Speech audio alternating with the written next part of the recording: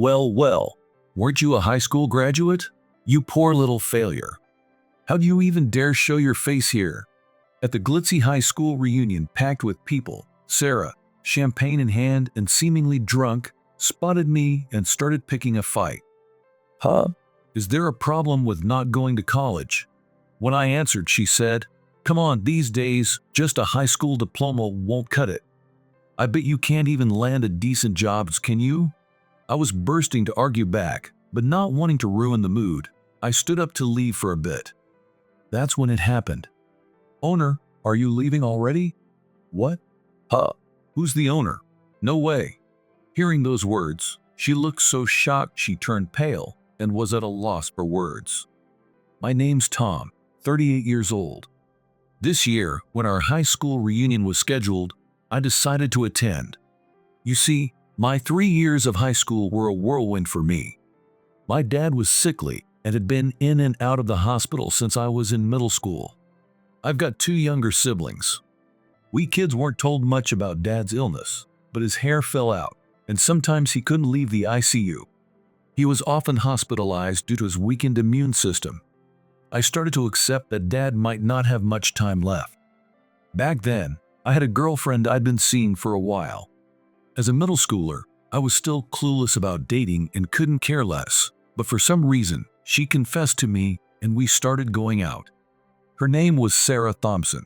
She was a popular girl in class, outgoing and good at sports. I don't know why she liked me. At that time, I thought I was just an ordinary guy with nothing special about me.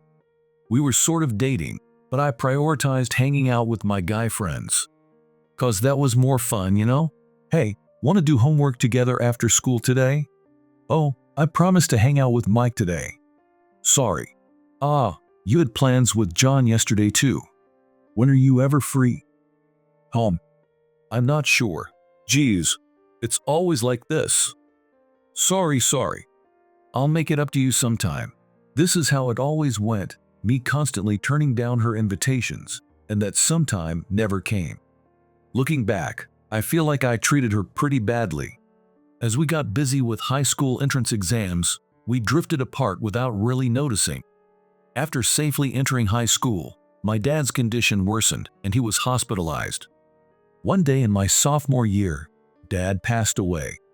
Dad's death brought deep sorrow and despair to our family. Even though we'd been prepared, Mom and I were shocked.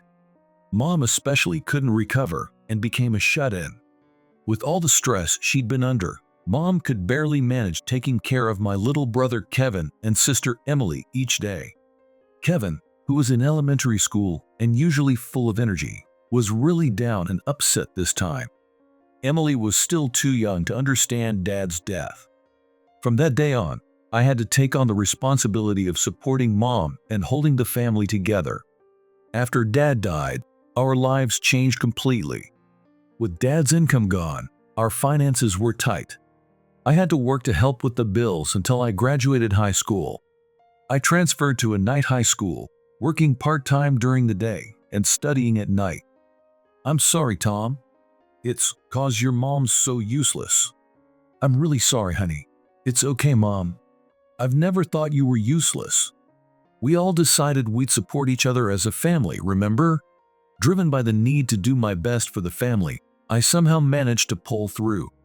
For Kevin, Emily, and Mom Saki, I always put on a smile. My family was my emotional support. Looking back, I think I did pretty darn well. Of course, there were tough times too. Being young, I'd get worn out and couldn't focus on studying sometimes. But even then, the thought of having to do my best for the family kept me going. Finally, I graduated high school. After graduation, I kept working at the fancy hotel nearby where I'd been employed during school. As I worked at the hotel, I gradually fell in love with the job. I was able to support my family's living and found a new goal. By this time, Mom was slowly getting better, and our family bonds grew stronger again. Our daily life slowly regained its former peace. I wonder if I managed to be both a brother and a father figure to Kevin and Emily. Watching them grow up, I felt myself growing every day too. My first job at the hotel was cleaning. I took it seriously and worked harder than anyone. One day, I talked about dreams with my senior coworker, Mr. Johnson. Mr. Johnson's old enough to be my grandpa and is a kind, experienced colleague. He says he works here to keep up with his golf hobby. I always consult him about various things. Someday, I'd like to own a wonderful hotel like this. Oh, that's nice. What made you think that? Actually, I lost my dad to illness when I was a high school sophomore and I couldn't go to college. I've been busy supporting my family and making ends meet every day. In the midst of all that, working at this luxurious hotel in the town center was my pride. With its beautiful exterior and elegant interior, it's like a dream place for me. While working here, I started thinking it'd be great if I could own a hotel like this someday. It's probably an impossible dream for me though. Dreams are important. It's not just about education or experience to make dreams come true. You need effort and planning. No, such a dreamy story is probably impossible for me. You never know. You never know. The results can be very different depending on whether you try to make your dreams come true or not. What's important is having the spirit to try. Nothing starts unless you challenge yourself. After that, every time we met, we'd talk about dreams. Moved by Mr. Johnson's words, I started to seriously think about my dream. So, I decided to talk to Mom about it. Mom was very surprised, but she said, "I think that's great. If there's something you want to do, give it your all. I'll support you. I'll work more hours too," she agreed very happily. From then on, I started attending night business school to learn about hotel management. Sometimes lacking sleep, I made great efforts to pursue my dream. It was the first time in my life I found studying so enjoyable. Then one day, my daily efforts were recognized, and I was given the opportunity to assist the manager. It was like a dream come true for me. I didn't know why such a chance came my way, but I did my best to prove myself without missing the opportunity. I worked in various departments of the hotel, learning about the overall management, and I strived to understand guests' needs and improve the quality of service. While living such days, after several years, I successfully obtained an MBA. I immediately reported it to Mr. Johnson. I did it. I got my MBA. I wanted to tell you first, Mr. Johnson. Well, that's amazing. Congratulations. If I hadn't talked about dreams with you, Mr. Johnson, I don't think I would have challenged myself. Thank you so much for giving me that push. I'll keep working hard. Yes. That's wonderful. I wonder what your next goal will be. I'm looking forward to it. Mr. Johnson was as happy as if it were his own achievement. Somehow, the news of my MBA spread throughout the hotel, and after that, I was quickly promoted to hotel manager. Grateful for obtaining such an important position at a young age, I continued to work hard to achieve even more. I reformed the hotel management, introduced new ideas, created a comfortable work environment for employees, and promoted their growth and development. Also, I partnered with the local community, making the hotel contribute to revitalizing the area. My efforts and passion started to bear fruit and show results. One day, I was called by Mr. Johnson, the current hotel owner. I was startled when I heard Johnson. Could he be related to Mr. Johnson? Wondering about this, I headed to the owner's office. When I entered the room, to my surprise, Mr. Johnson was there. He was smiling next to the owner. Mr. South, I've heard a lot about your work. Seems like you're doing a great job. Thank you very much. I was so nervous, I could barely manage that one phrase. Actually, I have something I'd like you to hear. I'm married, but I don't have any kids. I'm looking for someone to take over. The time will come when I'll need to pass this business on to someone younger. I want to prepare for that time, little by little. So, Mr. South, would you consider becoming my adopted son? What do you think? Would you at least think about it? Huh? What? I was so surprised by the sudden offer that I couldn't say anything. Is there really such an amazing opportunity? Is this a dream? Is it real? My thought process had completely stopped. I'm sorry for surprising you with this sudden talk. You can discuss it with your family. Please think it over carefully. Oh yes, I left the place with unsteady feet, feeling like I wasn't touching the ground, unable to respond properly due to the shock. That day, as soon as I got home, I told Mom about this. What? Huh? Mom was speechless with surprise. Shocking, right? Can such a lucky thing really happen? It seems too lucky. I'm kinda scared. It really is. Unbelievable. And, while it's great news, I'm worried if I'm up for such a big responsibility. That might be true. But Tom, you've studied hard, and you've got seniors you can consult with when you're in trouble, right?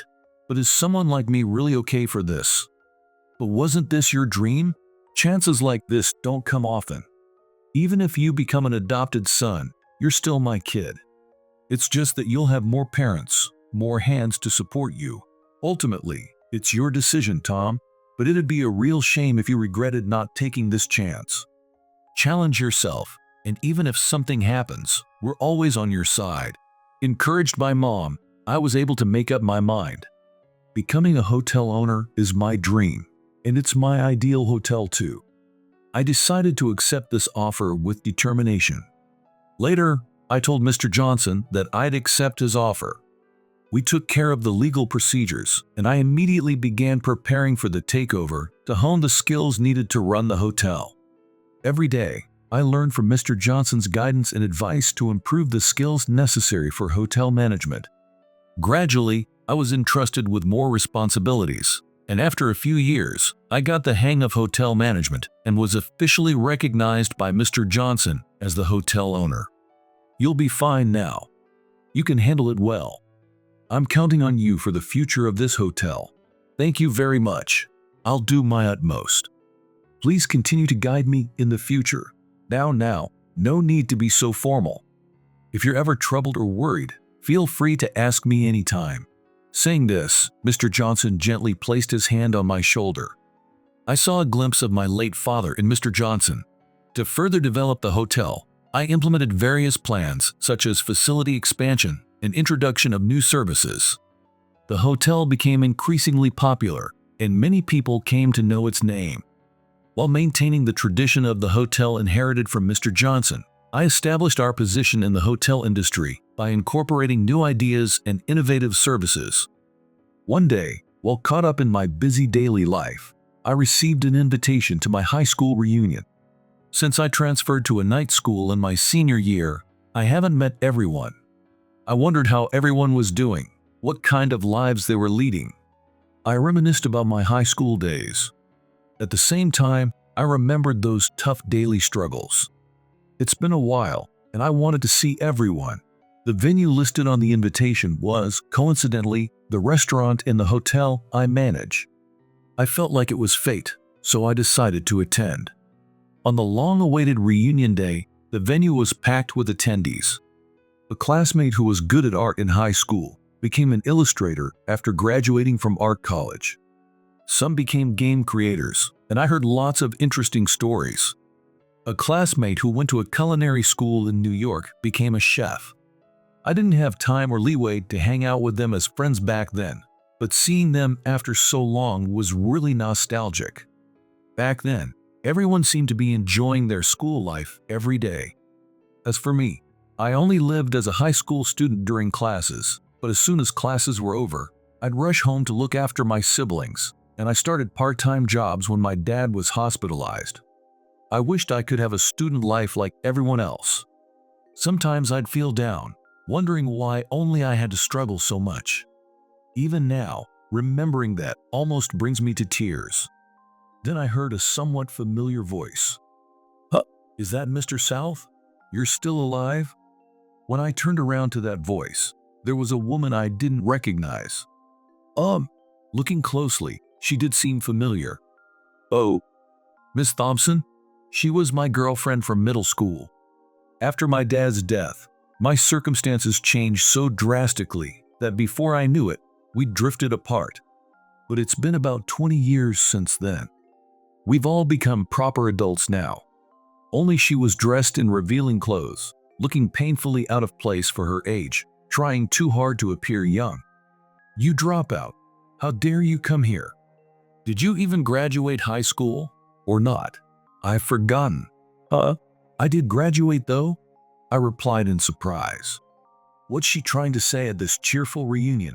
She seems drunk, with a glass of champagne in her hand.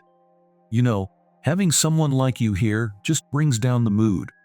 Why don't you leave? Bye-bye. As I was dumbfounded by her words, reunions are for, winners, people who have something to show for themselves. Poor losers like you should just decline the invitation, even if you get one. I didn't come here to see you specifically. Huh? What's with that attitude? Besides, I thought you dropped out because you just stopped coming to school. No word at all. Well, I guess you're still at the bottom of the barrel anyway. Why don't you just go home already? Why was she picking on me? Why was she angry? I had no idea what was going on. The mood was ruined, even though everyone had been happily chatting with familiar faces. Even our former teachers seemed unable to hide their surprise at how much she'd changed. I didn't want to keep dealing with a drunk person, and to settle things down, I tried to leave for a bit. Then, one of the staff who couldn't bear to watch anymore approached me. "Owner, are you leaving already?" "Huh? Owner? What do you mean?" "Oh no, I was just thinking of getting some fresh air outside." "I see. Shall I prepare a seat on the terrace for you? Or would you like a separate room?" "Yeah, thanks." "Wait a minute. What's going on?" "Mr. Johnson is currently the owner of this hotel." Hearing this, she was shocked. "What? Johnson? You're South, aren't you?" No way. How on earth did that happen?" She suddenly became flustered and started stammering. "That's impossible. It's a lie. It can't be true." As she started causing more of a disturbance by raising her voice, staff members supported her on both sides and escorted her out of the venue. Was Ms. Thompson always like this? The Ms. Thompson in my memory was a bit nicer girl. Then again, I didn't really know much about her. After she was removed, the venue continued chatting as if nothing had happened. Needless to say, I ended up fielding questions about my career from classmates who knew me. Even our former teacher was very surprised. The room filled with loud laughter as familiar faces shared memories from those days. Speaking of Sarah, you remember her, right? You two were dating, weren't you? What happened after that? It was back in middle school, I think. We got busy with high school entrance exams and then didn't keep in touch at all. You totally ghosted her, huh? She always said you'd turn her down when she invited you out. She'd always come to me worried, thinking maybe you actually hated her. I kept encouraging her, saying you wouldn't date her if you hated her. But when I suggested breaking up if she didn't like it, she said that wasn't an option. I guess she really liked you, Tom. I had no idea she was so troubled. Back then, I didn't really understand what it meant to be in a relationship. I was more focused on having fun with my friends, so I might have given half-hearted responses. Looking back, I really did something awful. Maybe you two should have talked more. Yeah, maybe so. I really wasn't thinking about anything. I didn't know any of this until Ms. Wilson told me today. My dad passed away shortly after I started high school, and that might have been a big reason why I had no room in my life for anything else. I was just struggling to get by each day. That must have been tough. I guess if you two had talked more back then, things might have been different. Maybe. If I get the chance, I'd like to meet her and talk properly, apologize for back then. Yeah, that'd be best. Let me know if there's anything I can do to help. So I exchanged contact information with Ms. Wilson. By then, the reunion was coming to an end. A few days later, I decided to look into Sarah, who'd been on my mind since then. I felt really sorry about what happened back then, and if there were any misunderstandings, I wanted to clear them up. Part of me thought it was too late to bother, but since I had no leads, I ended up asking Ms. Wilson for help. It turned out that Sarah was the daughter of a company president that did business with my hotel. Back in school, she was athletic and popular, the complete opposite of me. Looking back, maybe she was looking for something she didn't have in herself. It seems she was really worried when I suddenly went out of contact in our second year of high school. She called me, sent messages, and tried to check on me quite a bit. but there was no reply from me. I had to give up my smartphone at that time. She even asked my friends, but they didn't know where I was either. It couldn't be helped, since I transferred to a night high school without telling anyone. I was just focused on surviving. Time passed, and we all became adults. But it seems I never disappeared from her heart. Apparently, she kept waiting for me to contact her someday. In reality, I don't think I was the kind of guy worth thinking about that much. Why was she so hung up on me? I still didn't understand. Anyway, I asked Ms. Wilson for Sarah's contact information and decided to get in touch. First, I sent a message to let her know my phone number and asked if we could talk on the phone. Then she contacted me. I'm sorry about that day. I was drunk. Really? I don't know what to say. Yeah, I was really surprised. But after hearing from Ms. Wilson, I realized I need to apologize too, and there seemed to be some misunderstandings I'd like to clear up. That's why I contacted you. I see. Okay. About why I went out of contact. Soon after I started high school, my dad's condition worsened. He was in and out of the hospital, and he passed away towards the end of my second year. What? Your dad passed away? I'm sorry to hear that. I didn't know. Yeah, I guess not. I couldn't tell you anything, Sarah. Or rather, I'm really sorry. Actually, I was so caught up in my daily life that I didn't have room to think about you. I see. But I tried to contact you many times. But your phone was disconnected. Yeah, after my dad died, things got tough financially, so I had to cancel my phone contract to save money. So that's why. Yeah, that's why you couldn't reach me. Plus, I thought our relationship had ended long ago, since it was from middle school. We didn't talk much after starting high school, right? That's true, but we made a promise way back then, didn't we? Huh? What? You forgot? That's awful. Sorry. What was it? I don't remember. You were the first person I ever dated. I think I told you that my dream was to marry the first person I dated. You always listened, nodding along. Even when I said, it's a promise, you nodded and smiled. Oh, I remember now. But I thought it was just a childish promise. Sorry, I'd completely forgotten about it. What? That's terrible. I've been waiting all this time for you to contact me because of that promise. I'm sorry. I'm so sorry. I truly apologize. I should have kept in touch and properly ended things. That's right. Exactly. I'm the type who can't move on without proper closure, so I really suffered. I see. So that's what it was. I truly am sorry about that. I finally understood. She had been hung up on her first love. What should I do? Is there anything I can do? Yeah. For now, let's officially break up and end things. Then maybe I can move forward. Yeah, you're right. Let's end this properly. Also, my dad wants to apologize to you. It's because of me, though. Please meet with him later. By the way, Tom, you really did become the owner of that hotel, huh? I had no idea. That's amazing. You must have worked really hard.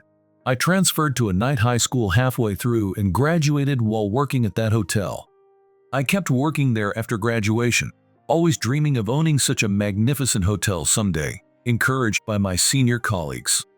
I also attended a vocational school while working, studied business management, and got qualifications.